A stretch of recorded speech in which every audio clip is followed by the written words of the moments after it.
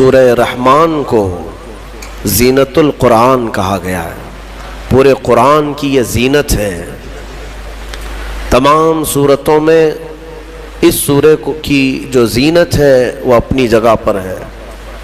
اس میں اللہ عز و جل نے اپنے بندوں سے مخاطب بار بار ارشاد فرمایا فَبِأَيِّ آلَاءِ رَبِّكُمَا تُكَذِّبَانِ۔ اس میں مخاطب جو ہیں دو لوگ ہیں، جنات بھی ہیں اور انسان بھی ہیں۔ دونوں کو خطاب کیا جا رہا ہے کہ اے جنات اور اے انسانوں، تم اپنے رب کی کون کون سی نعمتوں کو جھٹلاؤ گے؟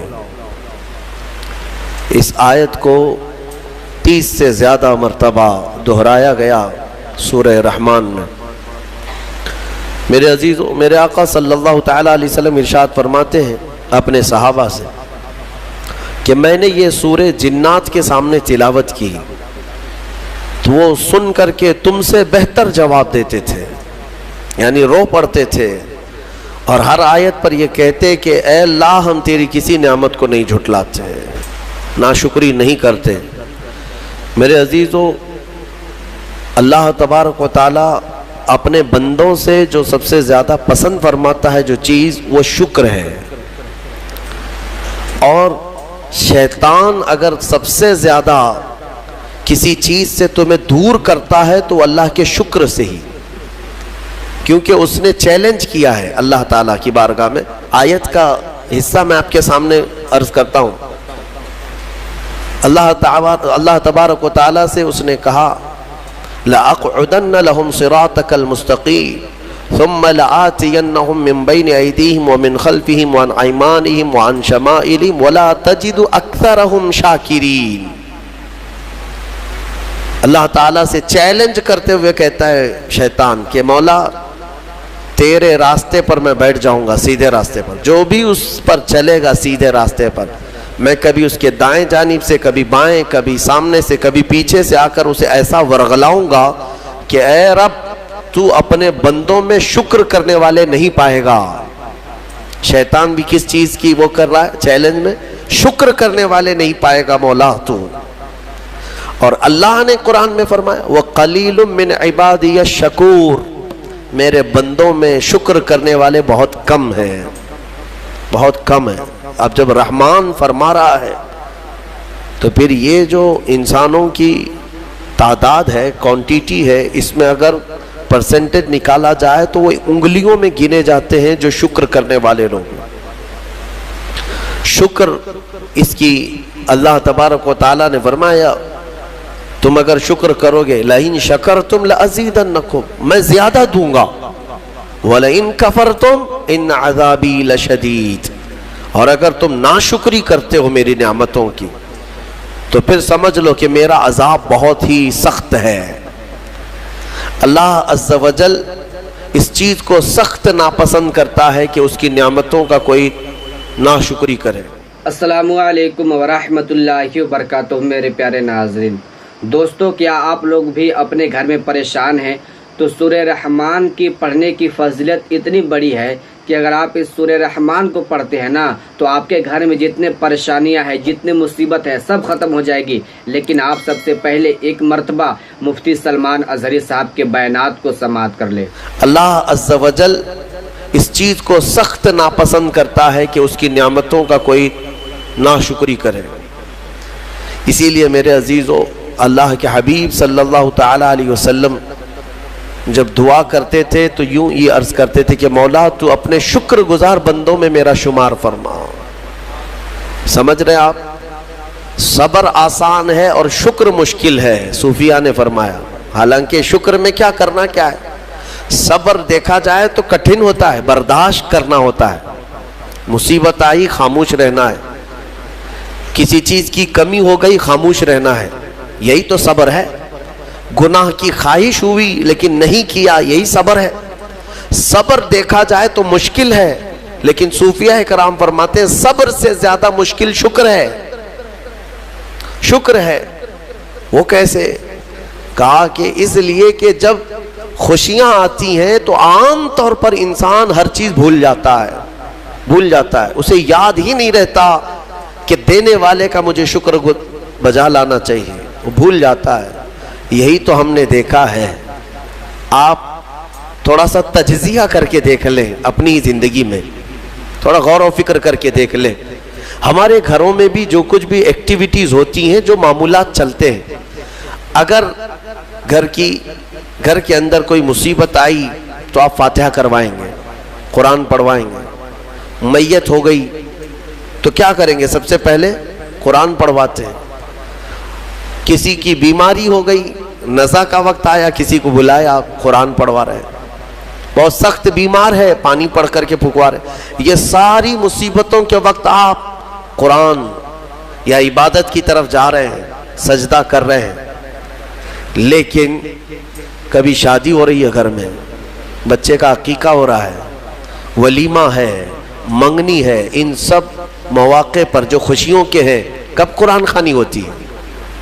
کب قرآن پڑھا جاتا ہے؟ کیا رب ذوالجلال کی بارگاہ میں پہلے سے کوئی شکرانے کی محفل ہوتی ہے؟ بہت کم دیکھا گیا۔ موت پر، غم پر، بیماری پر دعائیں مانگی تو ضرور جاتی ہیں، قرآن پڑھا تو جاتا ہے، لیکن خوشیوں کے موقع پر بندہ بھول جاتا ہے۔ اسی لیے صوفیہ اکرام نے فرمایا شکر جو ہے یہ مشکل ہے، اور منافق شکر نہیں کر سکتا۔ یہ مومن کو عطا کی ہوئی نعمت ہے شکر کرنا۔ شکر کیسے کریں گے آپ؟ شکر کے بہت سارے طریقے ہیں۔ صرف یہ نہیں ہے کہ زبان سے کہہ دیا الحمدللہ، بلکہ تمہارے ہاتھ و پیر بھی شکر بجا لاتے ہیں، تمہاری زبان بھی اور تمہارا دل بھی۔ تینوں طریقے ہیں شکر کے۔ کسی کی زبان چلتی ہی نہیں تو کیا وہ شکر گزار نہیں ہے؟ لیکن اگر اللہ رب العزت کے حوالے اپنے آپ کو کر دیا، دل سے وہ کہتا ہے کہ مولا میرا کچھ نہیں، سب تیرا ہے، وہ دل سے کہہ رہا ہے، اس کے دل کا شکر ہے۔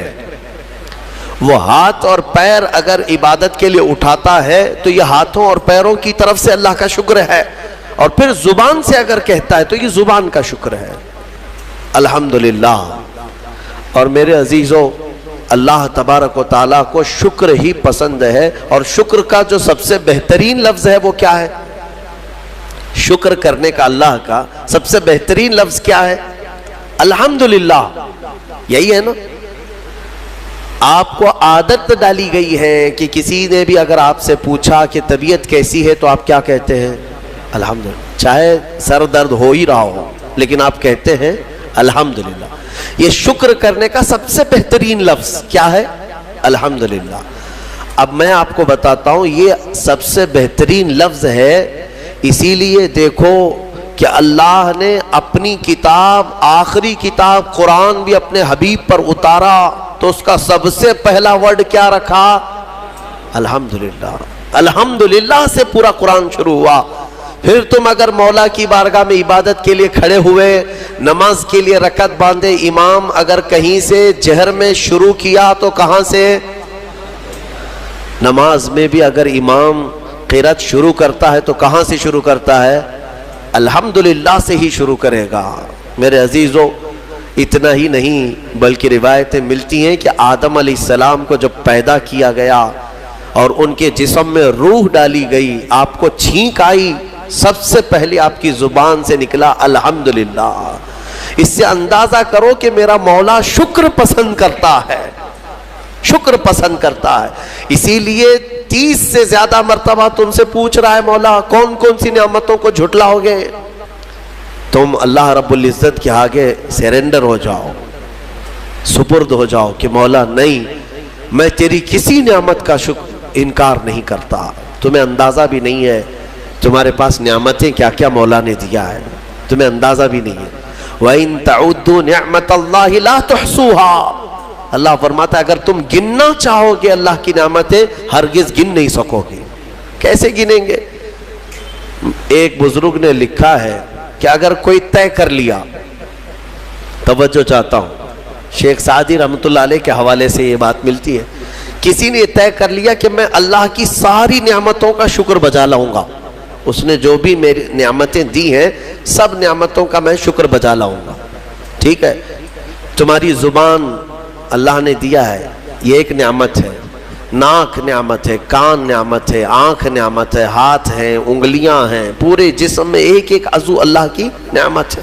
پھر پلس اس کے علاوہ جینے کے لیے جو یہاں پر گھر دیا یہ نعمت ہے, زمین پر چلنے کی طاقت دی یہ نعمت ہے, اور سونے کے لیے ہمیں بستر دیا, پہننے کے لیے کپڑے دیا یہ نعمت ہے, رشتہ دار دیا یہ نعمت ہے, اولاد دیا یہ نعمت ہے, ماں باپ دیا یہ نعمت ہے, اچھے دوست دیا یہ نعمت ہے, اسلام دیا یہ نعمت ہے, ایمان پر رکھا یہ نعمت ہے, اپنے آخری نبی کی امت میں پیدا کیے یہ نعمت ہے.